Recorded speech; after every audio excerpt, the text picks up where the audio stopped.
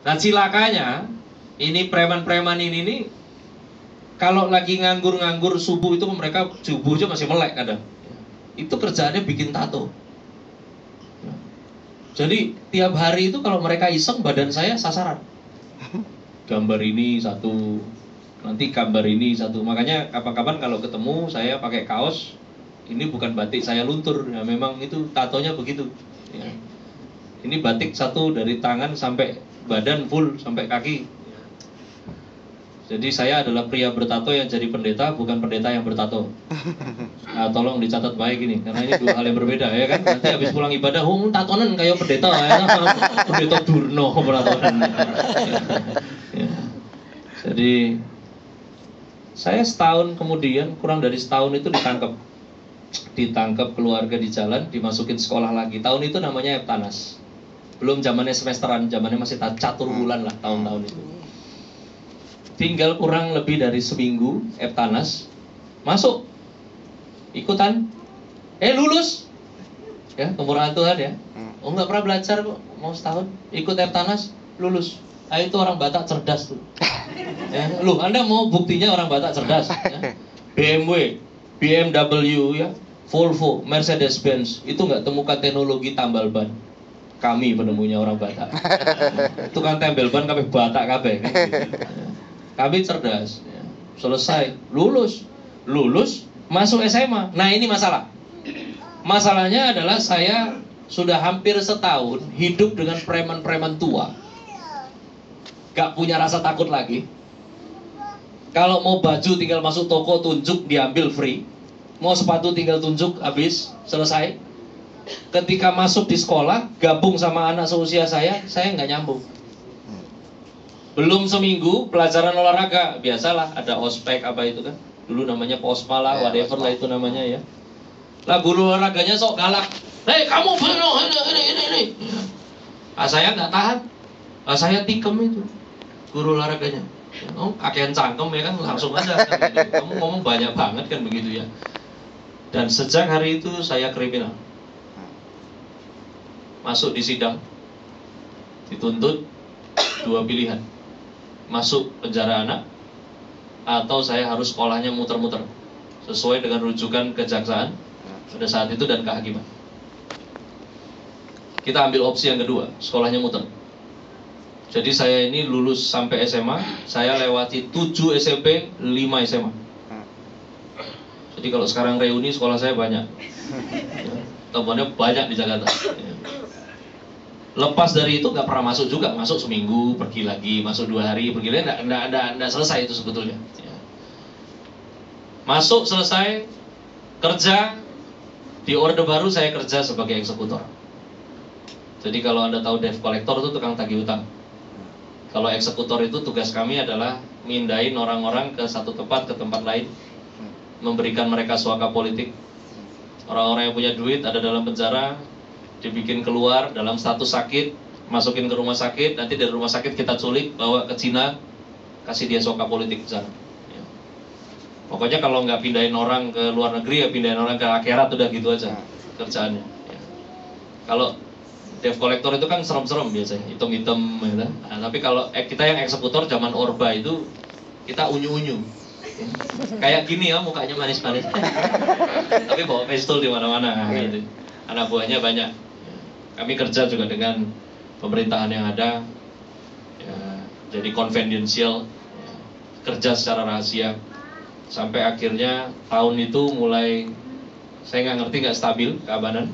Lalu kemudian saya kena kasus ditimpa fitnah, ada pembunuhan terjadi di daerah Jakarta Pusat, di daerah Cikini. Parahnya mobil saya ada di TKP, anak buah saya ada di TKP, 7 orang meninggal. Di pos kota itu rame beritanya. Sayanya ada di luar kota. Saya balik langsung disiduk, disidang. Yang nyidang bukan aparat, yang nyiduk, yang sidang saya malah justru yang ormas-ormas yang lebih senior ya. Didudukin, mereka bilang, "You berkhianat ini, orang kita dimakan juga ya, apa pokoknya segala macam." Lewat dari seminggu setelah konflik itu, saya ingat Kapolri waktu itu kalau nggak keliru itu ambil satu project namanya Petrus. Mungkin yang polisi pernah tahu sejarah itu, penembak misterius. tatonen, punya list, door aja udah, nggak usah banyak ngomong udah. Nah, mulai satu-satu mati. Saya punya senior kayak Joni Sembiring mati. Ya, lagi ngomong-ngomong jeder, ya kan? Di jalan, di pinggir jalan tembak. Lagi kita di mana? Oh, saya udah nggak tenang. Itu udah kena fitnah. Sayanya ada kasus, ada kebijakan seperti itu lagi di Indonesia. Itu saya mulai kurangin anak buah karena kita udah nggak tahu mana kawan mana lawan lagi. Saya mulai jalan sendiri, tambahin senjatanya lebih banyak.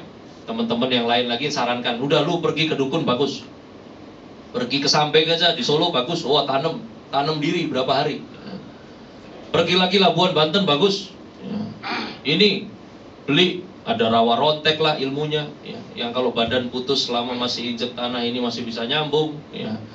Ke Sunda sana belajarnya Cimande, belajar sana. Pergi sana Labuan Banten bagus, ya. Yang sana bagus di daerah Bogor, mandi air keras, kasih mandi air keras. Satu lagi daerah Lenteng Pasar Minggu sana mandi air cabai. Oh mandi air cabai, oh sakti ndak sempat pedes saya. Baru dibilang Labuan Banten bagus. Rambutnya 20 meter namanya Mbak Gelung. Itu saya berangkat. Inilah gobloknya mata kalau udah gelap tuh. Mana ada orang pinter rambutnya nggak dipotong. Ya, 20 meter lagi. Goblok banget tuh. Saya datang ada berapa hari dia bilang, "Yuk mau pasang susuk apa?" Saya bilang, "Jangan pasang susuk, kasih mandi saya susuk aja." Kalau cuma pasang 1, 2 kecil, saya bayar semua kasih mandi. Mandiin mutiara, masukin ke dalam badan semuanya, dah pulang. Nah, saya udah agak tenang tuh. Pulang tuh yang ada satu rapalan yang saya kalau lewat di depan orang yang nggak suka saya, mereka bisa nggak lihat. Ya. Ada lagi yang kasih ada sepi angin, ya. Masuk toilet, habis itu saya bisa transfer ke daerah lain. Jadi masuk toilet di Jakarta, saya nongolnya ada Surabaya. Ada lagi nih, bagus, belut putih, kasih. Kalau dikejar orang, lari, cari pohon pisang, tancap tangannya ke pohon pisang, orang nggak lihat. Repotnya di Jakarta kan susah pohon pisang. Ya. Lu mau kemana nyarinya? Ya. Ada satu kali ini, saya masuk Hotel Borobudur. Saya suka di sana itu sop buntutnya, nggak tahu masih enak apa enggak. Dulu tuh enak banget tuh sop buntutnya. Di bawahnya ada diskotik.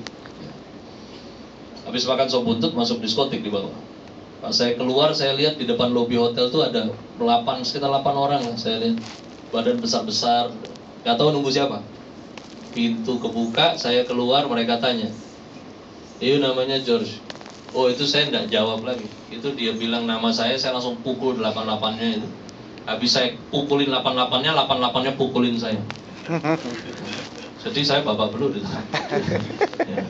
Masuk rumah sakit, sumsum belakang hancur. Ya. Saya berobat 4 bulan. Anda pikir saya cari Tuhan? Enggak. Penginjil datang sini doain, saya lempar teko itu dari rumah sakit. Kamu keluar cerita Yesus, gue dari kecil juga cerita Yesus. Hidup gue susah aja ini, ngomong-ngomong soal Yesus. Keluar. Ya. Itu saya sakit terkapar hampir 4 bulan, yang ada dalam pikiran saya itu adalah gini. Kalau saya sembuh, saya akan uber nih dukun ini. Kan katanya sakti loh. Oh tapi hancur kok saya. Gak bisa duduk, gak bisa tidur telentang, gak bisa tidur tengkurap, harus nyamping. 4 bulan tidur nyamping, pegel kan. Gua sembuh, gua gebukin loh, kan begitu. Saya sembuh, saya datang ke Banten cari dia, saya bilang, "Hei Mbah, lu keluar, kita berantem di luar. Lihat ini foto ronsen hancur belakang saya, lu bilang saya sakti." Si Mbah bilang, "Ini berantemnya di mana Bang? Sabar dulu Bang." Saya bilang, "Saya berantem di Jakarta Pusat." Si Mbah bilang, "Daerah kita kan Jawa Barat Bang." Jadi setan itu punya roaming. Memang dasar bapak penipu susah. Saya kan, setan penipu dipercaya, nggak bisa. Minggu sore saya pergi ke gereja, duduk di bangku belakang, perhatikan pendeta khotbah dan saya mulai punya ide gila. Saya pikir waktu itu lebih aman kalau saya pergi ke daerah dulu untuk sekolah teologi ya. Dan setelah 4 tahun atau 5 tahun saya kembali ke Jakarta dan saya bunuh orang yang fitnah saya. Salah satunya jalan adalah saya mau berangkat sekolah teologi. Jadi selesai itu pendeta khotbah, ibadah selesai, saya datangin pendeta itu pakai bahasa Batak, kita ngomong, saya bilang kasih dulu, saya bilang, "Amang, benjolo rekomendasi di sekolah pandita." Ini pendeta lihat muka saya, dia bilang, "Yang mabuknya kau?" Saya bilang, "Enggak, ini serius." Dia bikin surat, rupanya beliau lulusan Duta Wacana. Dan puji Tuhannya bertepatan dengan penerimaan siswa baru gelombang 1. Ngepas ya Tuhan itu ya. Ngepas.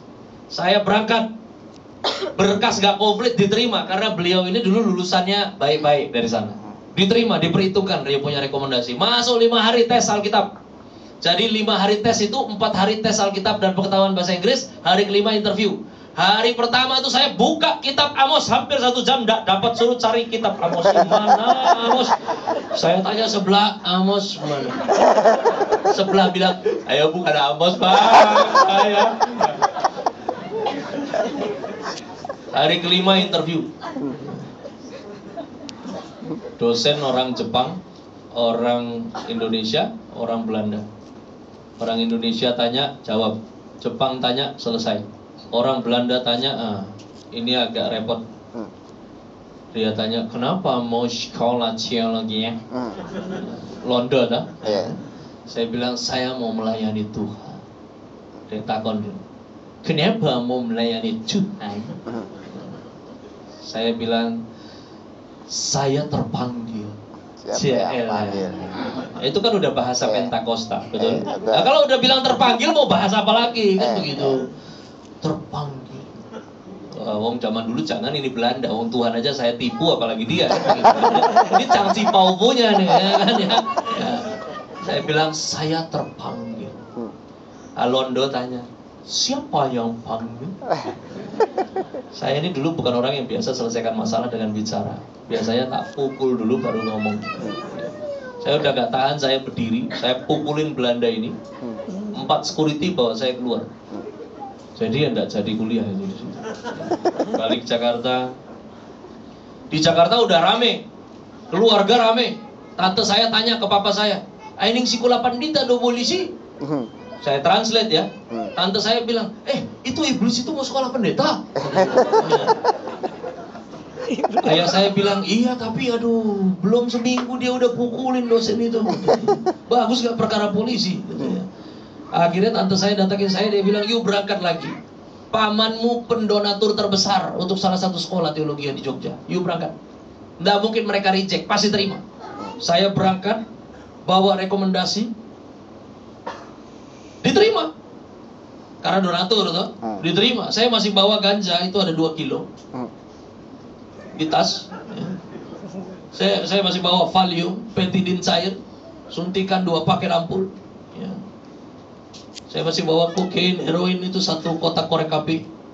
Jadi kalau mau masuk kelas saya sedot dulu, saya suntik di urat-urat kepala biar saya tenang. Sementara saya tenang, dosen lihat mata saya mulai sayu. Dosen bilang, kalian lihat George ini, dia terharu belajar firman. Dia pusiran berarti ya. Tapi gini loh yang saya mau bilang, teman-teman saya salah ya. Teman-teman saya bilang jangan jadikan Tuhan tempat pelarian. Tapi malam ini saya mau bilang Tuhan tempat pelarian yang paling baik. Amin. Kau mau lari kemana lagi? Di tempat pelarian justru saya ditangkap oleh kasih karunia. Tapi ini yang parah. Dunia ini penuh dengan orang yang senang lihat orang susah, susah lihat orang yang senang. Ya. Itu saya ketika masuk di ladang pelayanan, Tuhan bikin cuci gudang. Ngerti ya, cuci gudang. Rekening bank tutup. Harta habis. Nggak punya apa-apa lagi. Yang saya sisa cuma istri 1, anak 4. Tinggal di kontrakan petak 8 kali 7 meter. Mandi di situ, tidur di situ, makan di situ. Alat elektroniknya cuma 2. Kipas angin merek Cina yang nggak pernah dijual di Cina. TV pemberian second. Warna hitam kalau nyala suka-suka saya, kalau mati suka-suka itu TV, kalau panas mati sendiri dia. Teman-teman datang ke rumah berkunjung, mereka bilang, ya pelan-pelan lah bro, mulai dari bawah. Saya bilang sama dia, oh enggak, saya nggak mau mulai dari bawah, saya mulai dari atas. Kita mesti mulainya dari atas, biar tambah naik kepada kemuliaan yang baru. Amin. Saya bilang, saya percaya kok Tuhan punya rancangan besar buat saya. Nggak mungkin begini terus, Tuhan akan bawa terus naik. Sekali cepat naik itu nanti dahsyat. Saya ini kalau teman datang tidak bicara positif. Ingat dengan baik ini. Anak Tuhan tidak berpikir positif. Anak Tuhan itu berpikir benar. Berpikir benar dengan berpikir positif itu beda. Saya bilang kepada mereka, semua akan jadi baik kok. Semua akan jadi baik. Semua akan dahsyat. Jauh dari apa yang saya kehilangan, Tuhan akan kasih balik. Itu teman-teman semua pesan ke istri saya.